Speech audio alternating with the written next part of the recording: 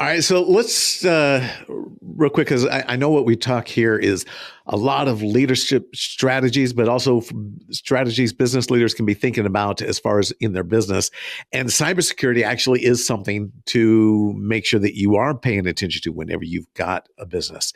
And I have been a part and seen, other companies that I've worked with and alongside and helped that have actually come through this same sort of thing. That they thought that they were, oh, no one's going to bother me, no one's going to touch me on this, and then lo and behold, they wake up one day and find that their systems have been hacked, everything's offline, and they've got a bill for $3 million to pay to get their stuff back, and they're like, what do we do? So what would your advice be for those that first is like, worst case scenario, you get hacked, something like that happens. What happens there? I know the very first thing for a lot of small businesses is they're thinking, crap, I'm out of business. I'm done. I can't afford to pay this. I'm not gonna pay it. What, so I just got to close up shop or start totally over. What's your advice? What do they do? Absolutely. I would suggest if you have not started your organization, this needs to be an absolute part of your business plan. I do a lot of tech portfolio advisement, and this is always something that I suggest from the very beginning. If you've already started and you don't really have it, there's a few different things that you can do. Obviously, again, kind of going back to those MSPs, interview them on their security practices and research what questions to ask on the front end. I always say if you can't afford a cybersecurity company, which you'd be surprised, they're pretty, if you get a good one, they'll work with you on payments and things of this nature. And a lot of times the MSPs are so inundated, they're not able to keep up always. But I would say, look at who your vendors are. Ask them a very particular list of questions. If you don't know the questions, I'm always here to help people. I love to help people. And if you don't know what you don't know. But the other thing that I would suggest is this. Do not ever think it can't happen to you. All it takes is one executive to open a phishing email and everything is compromised. We just heard about a hospital closing down from things like this. A hospital system closed down because of hackers. Just as much as the mom and pop shop on the corner. So it's a huge deal. And I think that, depending on the size, and this is something that we work with as far as solutions go, it's actually a fire drill methodology that I had come up with. If you're already an established company, you're a small to medium size, run a fire drill. And I say this because of insurance purposes. So basically what you would do, and there's a lot of different angles that you could do this, is it's kind of same as like a tornado drill or a fire drill in school when you're a kid, right? You prepare for what could happen. Okay, we got hacked. We've got a ransom attack going on. Who's the first person that's notified?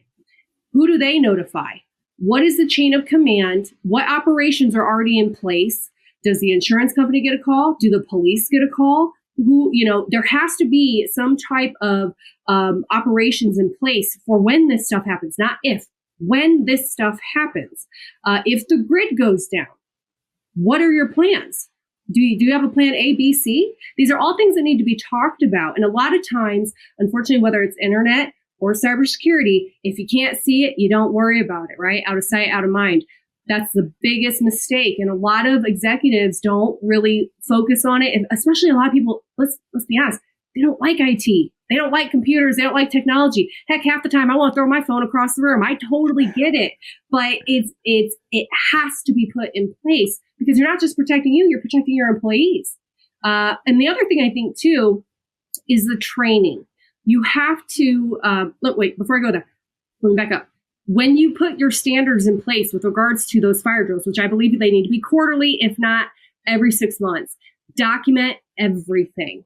Document what your procedures are, document what happened the first time you ran a fire drill. And what I mean by that is do not tell anyone, but maybe one executive. And I would not say the CEO.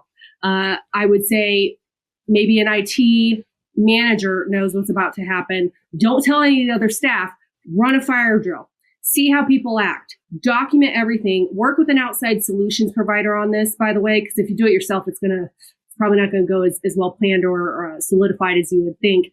But document everything. And that way, when it happens, when any of these issues happen, your network gets hacked, a phishing scam, a ransomware, you've got documentation to take back to the insurance companies. Because if you don't have it documented and it happens, insurance companies, just like, okay, well, when you were in that car accident, did you have car insurance?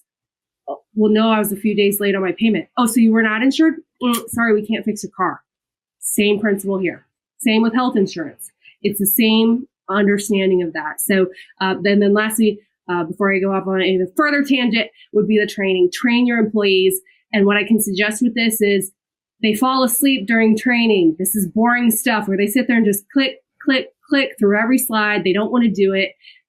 Engage them. There are so many resources and vendors out there that do training, as in like gaming training, movie type training, things that would actually entertain them and engage them at the same time. Or bring a provider on site so it's face to face and get that type of training, because it's going to go along so much better for these types of situations. And ultimately, that's going to save your bottom line. It's going to highlight you as a leader and a business professional. And also, it's going to teach you some stuff. So that's what I would suggest.